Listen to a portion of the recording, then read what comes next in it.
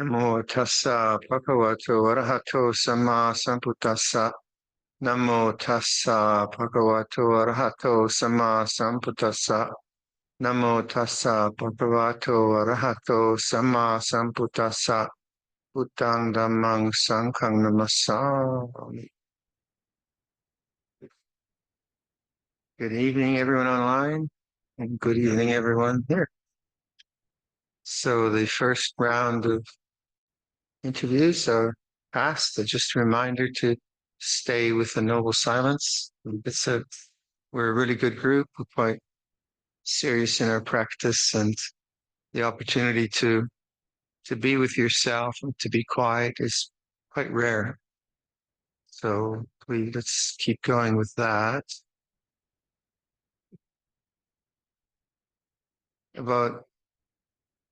At this point of a retreat, I realized that I shouldn't say much more, because the ideas that are presented need to be processed, and it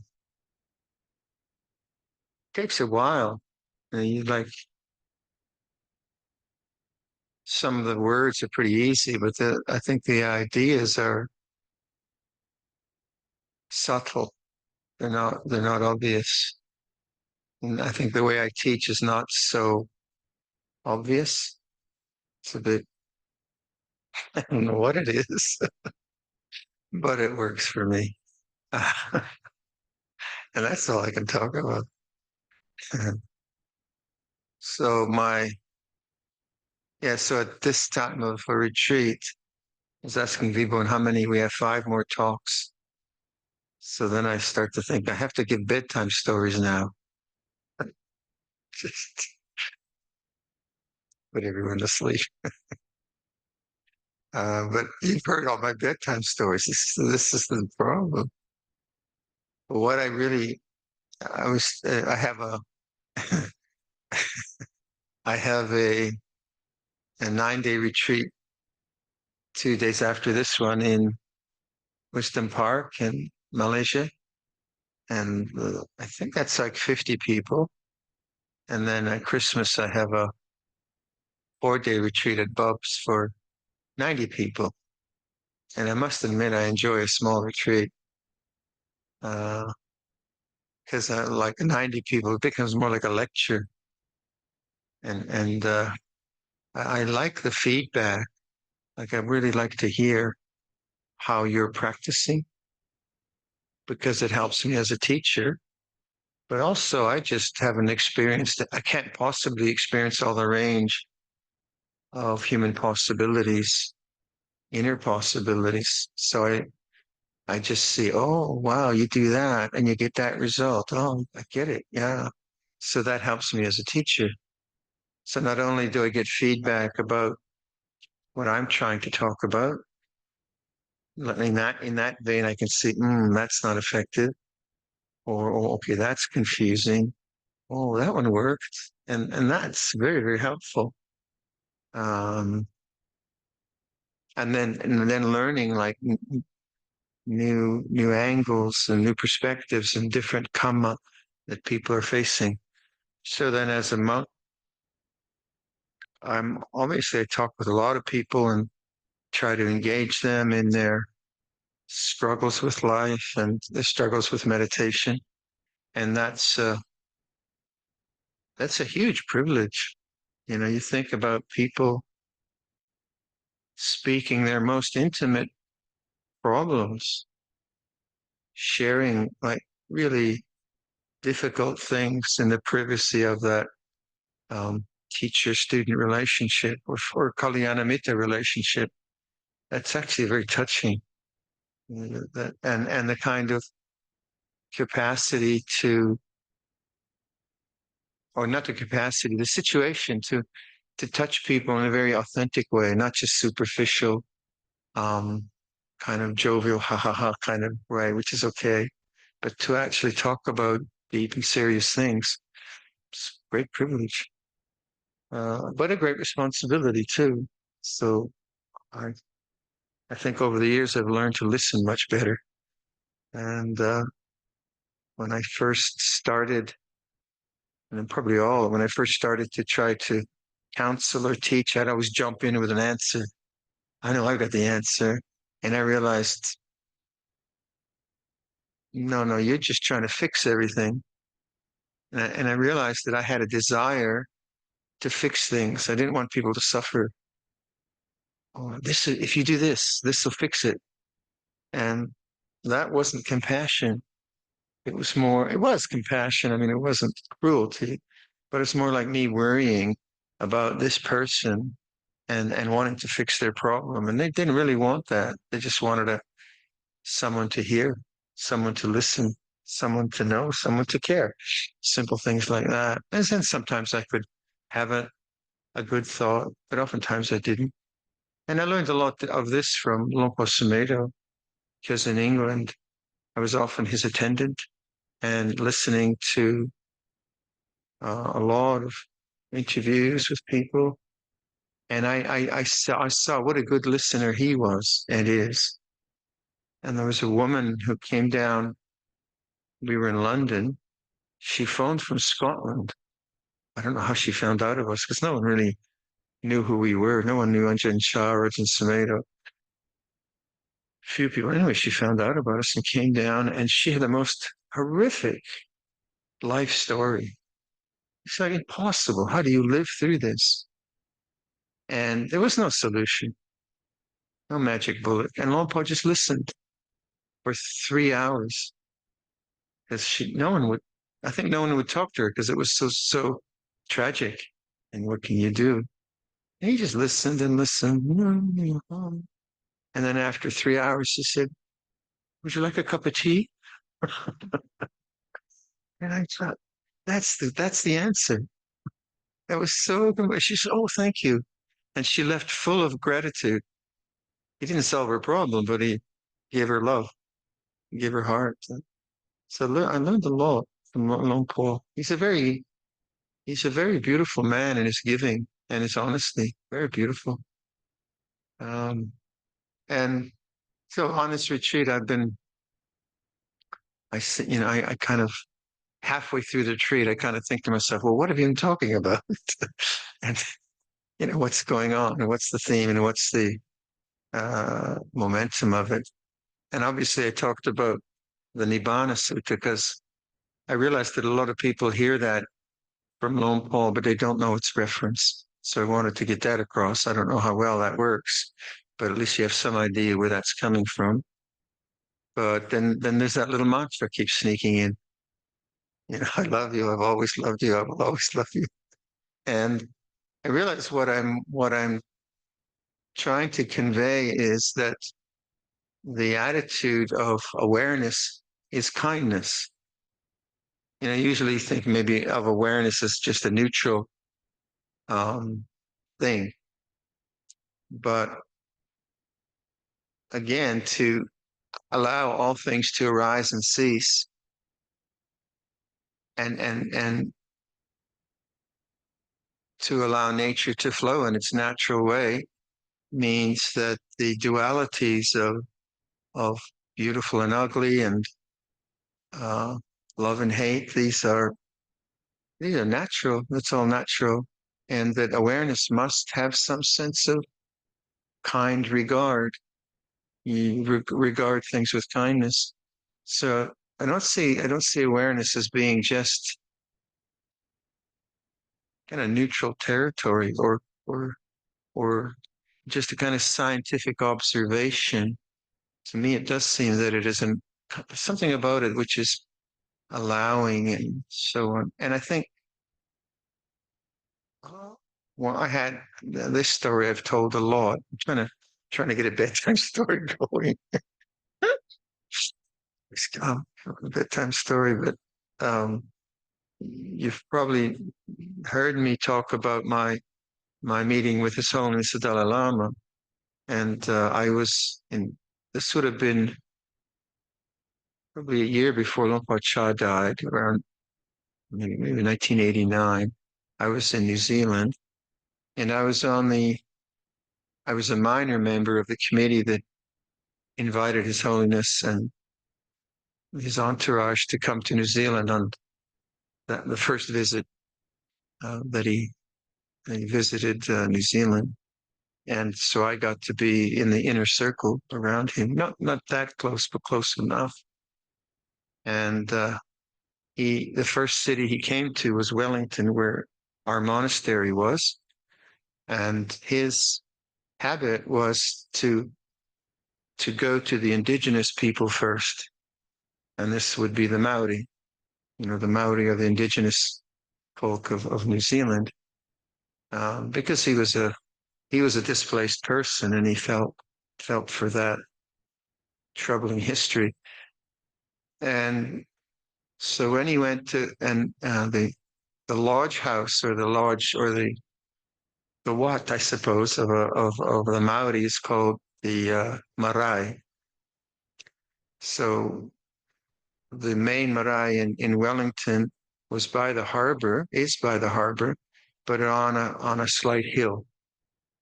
And we were waiting for His Holiness to arrive. And I was the one that greeted him when he got out of the car. And in the Tibetan tradition, you have this white shawl. So I presented him with the shawl, and he just beamed in on me. His eyeballs just in the most loving way. It was like, it just knocked me over. And then he put the scarf over my head, and then he went to another person. And the Maori culture it's a warrior culture. And if anyone from a non-tribal person wants to come onto the marae, they have to be officially welcomed onto the marae. And the way they would do that is, especially if there's a significant group of people from like a tribe leader, like His Holiness, they would have a ceremony of bringing on the group that's coming as visitors. So I was a part of that group, and His Holiness was the head of that. And the way it works is there's an elder, a woman with a very good voice. She's the one that greets us. And then she walked us into the gates at the foot of the hill. And then the marae building was up top. And then there's another woman, significantly women. She was maybe 60 years old or something like that. She was an elder in that sense. And the other woman is now on top of the hill, and they're calling back and forth in Maori, one of the Maori languages, and basically probably saying, "Can we come up?" All right. And they're singing and yelling or calling to each other. And all of a sudden, out of nowhere, this guy who is really buffed, really strong, Arnold Schwarzenegger type, with just a grass skirt on, comes and confronts us on the road going up to the marae not as an act, as a part of the ritual. And he's covered in tattoos, and he's got a spear, and he sticks his tongue out. The Maori, they do that. They're totally frightening. And he's walking backwards, and the two women are calling each other. And I think the ritual is like, don't mess around. Don't mess with us, man. You're in our territory. But His Holiness all the time is doing this all the time. It was wonderful. It was like these two cultures kind of dancing with each other. I mean, they're civilized people. The Maoris aren't savages, but they go back to these warrior traditions when they have formal things like this. So, we're kind of dancing up the hill, and His Holiness is going up the hill. And then we went into the marae, and then the ritual was that our party, including the Tibetan monks, Theravada monks, and lay people, His Holiness, sat in one end of this. It was probably 2/3 of this building. So we sat at one end, and the Maori people sat at the other end. We were in chairs, and the ritual was that the Maori would have a speaker, and they would sing a song. And then our side, His Holiness first, would have a speaker and sing a song or do a chant. And then we did that 3 times. So the second time, the, we had the Theravada chanting. We chanted Karanya Metta or something. And the speaker for the Maori side was a professor of anthropology at Victoria University, I think. Very, very erudite, very educated man, and he spoke of the tragedy of his people. And then His Holiness spoke of the tragedy of his people. But there was this, in His Holiness, there was this glowing joy, this kind of, he's the most wonderful man. This kind of bubbling joy of someone who's worked through tragedy and has come out of it a very, very wise and beautiful being. He's one of my heroes, just,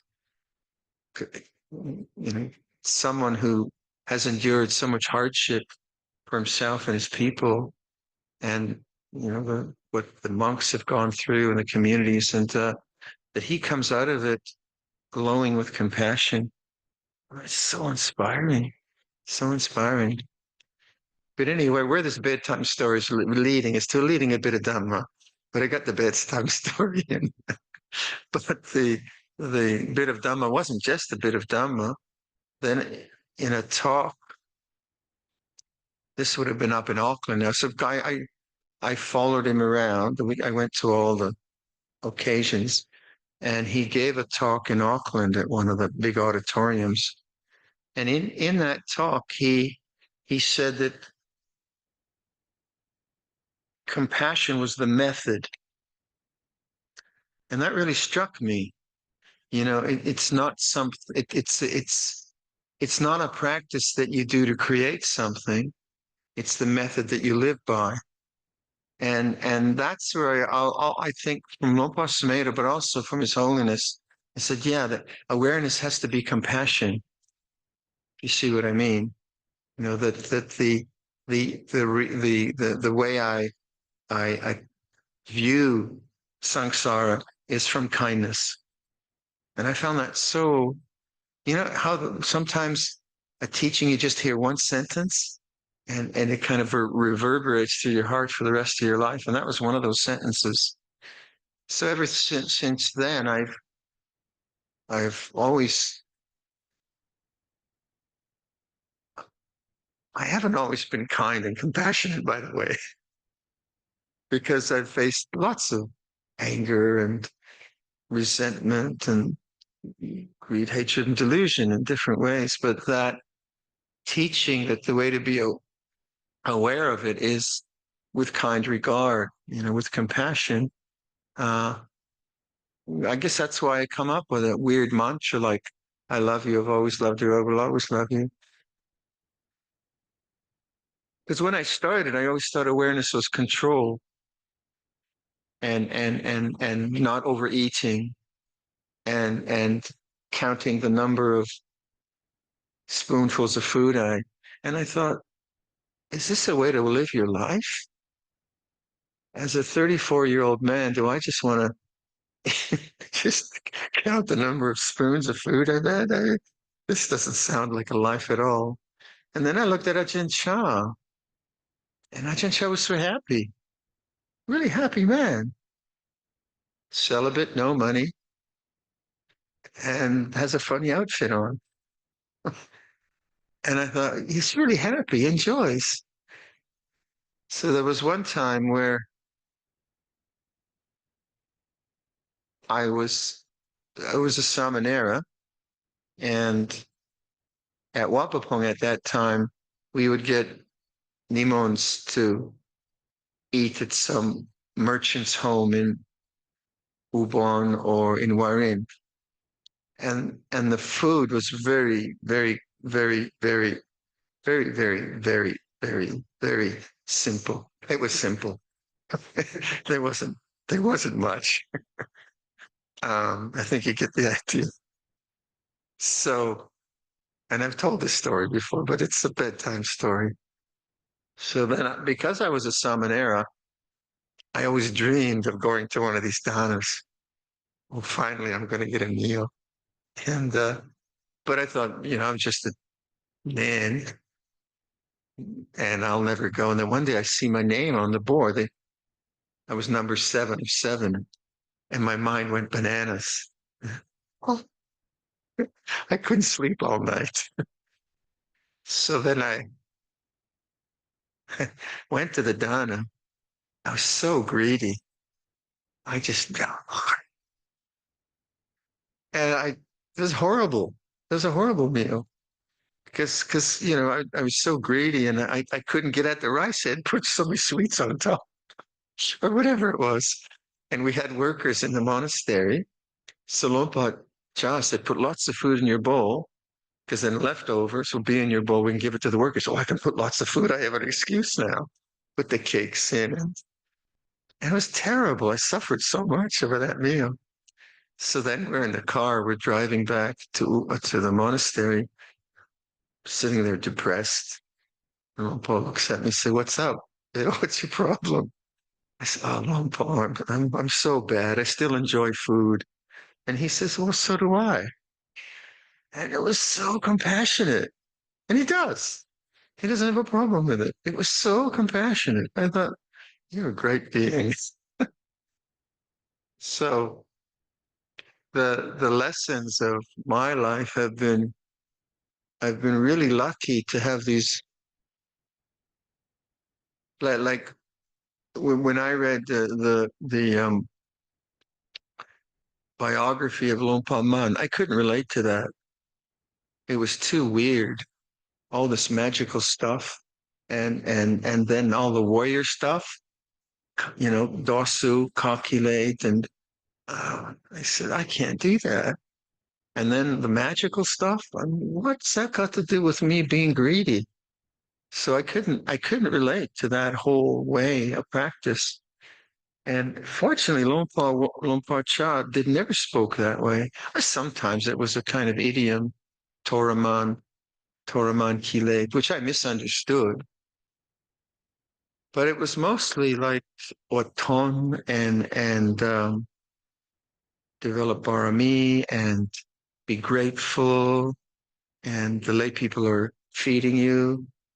Katanyo Katavedi. There's just very, very solid, good qualities. And then on my first year as a Samanera, I was a very fierce kind of practitioner, and I I was trying to do nisachik, not laying down. So I probably didn't sleep for a couple of weeks because I couldn't fall asleep or whatever. So I had a seizure in the sala. I had have you ever seen a grand mal seizure, epileptic, where a person shakes and they bite their tongue off, and it's pretty horrific. I don't have epilepsy, but I had this seizure. Um, so I was a Tumsang pet, and Luangpor Cha came with 10 monks or so. And so then we were maybe a total of 20 and maybe 100 lay people. And usually it was just a few monks and a few lay people. And we had received our alms food. We were chanting the Anumodana, and I think we were starting to eat. We were about to start to eat. I don't have no memory of this, but my mind went into a seizure. My body went into a seizure. My head went back into a louvered window, you know, and it cut my head open. And then I fell. This is a bad bedtime story. I fell over onto the ground, and then I'm biting my tongue off. And then Ajahn Pabagro jumps down and puts my bowl, the, the the bowl strap into my mouth so I don't bite my tongue off. So I kind of come out of it, and then they take me to I'm not sure, little township, and there's no hospital, but there is a veterinarian clinic. I'm like a dog. So they, it's a true story. Then they take me into And Ajahn Prabhakara's there, my head's all bloody. I said, "Ooh." But at least I'm conscious now. And then they have no anesthesia, of course. So two guys hold me down, and they only had like a curved needle. And, oh, like a shoe. Ajahn Prabhakara can't take it. He goes out, he's sick. And so I come out of this with a few stitches in my head. I'm just like really stunned. And the owner of the local Esso station, Sangcha, imagine, I remember that. That was 50 years ago. Sangcha, that was his name. And Luangpor Cha sitting there drinking a Pepsi. And he says to me, "Will you take it easy?" That's all he said. So the Farangs must have been great entertainment for him. So my character was incredibly intense, plus the fear. So there's a lot of kilesa to work with, lots of food. And even though I had that seizure, I kept making these adhitanas, some stupid adhitana about not this or not that. And you've heard this story too, but finally, one Vasa, I go up to Luangpor Sumedho. Luangpor, I'm making an adhitana. He says, "Oh, no, no." Luangpor, my adhitana, never to make another adhitana. And he said, true story. So even though there was lots of effort, there wasn't much wisdom. But I was sincere. I kept trying. So, you're looking at a very nice product now. But the karma you have is the karma you have, right? And you don't organize your vibhaka karma, you have it, and that's what you have to work with. And in the end, what got me through was not the texts. It wasn't the intellectual part. It was the Kalyanamitta, a teacher who sees that, well, this guy's crazy, but maybe he'll make it, and says to you, 5 years, you'll feel a bit better. And no, nothing magical, but just like sincere love, that the teacher loves you and is happy to make fun of you and poke you and challenge you, but in the background there's always this deep love. And Luangpor Cha radiated that. He really radiated that. Even though I was like, I loved him, but also feared him because I was afraid he could read my mind, and he wouldn't want to look at my mind. And so that the final time I saw Luangpor Cha, where he was compos mentis, where he could speak, before he had his strokes, was in 1979, I think. That would make sense. In 1979, when we had just started Chithurst Monastery, and he had come, and he was leaving, and in the last morning, his flight was early, so he couldn't have the normal meal. And we prepared him a special meal, and I was there with 5 other senior monks or monks, and we were all so sad to see him go. It was like your mother and your father are kind of leaving you, sort of feeling. And I mean, we're grown men, but we're still children. That kind of deep love of your teacher, and he was just so sensitive to our heartfelt love of him, and so in tune with us, that he had a bowl of rice, and he took little bowls and gave us all a bit of his rice, and then he changed into summer robes. He had winter robes, and gave Ajahn Kitisaro got his sabong, and someone else got his angsa, and It was so touching. It was so touching. And then he left. And the next time I saw him was, I think, 2 years later, and he was now paralyzed. And that was a different teaching, a different time. And that was so tragic to see him like that. And I was, it's really obviously very affected. And I came out of his kuti, and then I walked over and I went over to Luangpor Viradhammo, and Luangpor Viradhammo saw me quite dejected. He said, "So what's up? What's the problem?" I said, "Oh, it's so sad to see Luangpor like that." And he said, "That's not Luangpor. That's just a body." Oh, that was such a wise thing to say. Because you do identify with like Luangpor Cha's radiance and his charisma and his power. He's a powerful man. And then all of a sudden there's this body. You can't communicate. So, obviously I kind of relate to the physical, but then what was going on inside? It's kind of radiant. And that you heard that from the Upataks who took care of Luangpor Cha, that his presence, even though his body was in bad form, the presence was radiant and powerful and loving. So that's my bedtime story.